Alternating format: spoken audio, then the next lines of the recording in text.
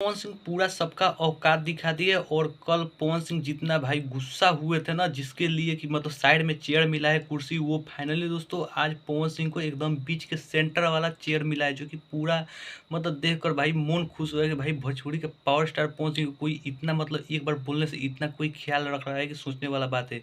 क्योंकि दोस्तों आज आप लोग स्क्रीन में देख सकते हैं वीडियो ये है कि पवन सिंह को एकदम मतलब बीच वाला सेंटर में एकदम कुर्सी मिला है। और पवन सिंह भाई आज पूरा मूड में भी दिखाई दे रहे थे और काफ़ी ज़बरदस्त आज के शो चला।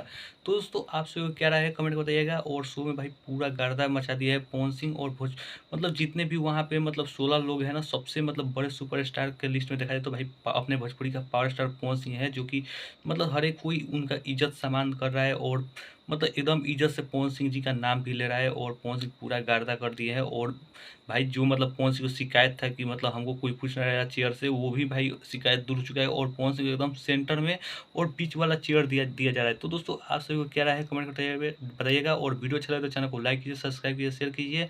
फिर मिलते हैं किसी नेक्स्ट वीडियो में। और दोस्तों कॉल हो सकेगा तो पवन सिंह गाने का न्यू पोस्टर भी आप सभी के बीच आ सकता है। धन्यवाद दोस्तों, टाटा बाय, ओके।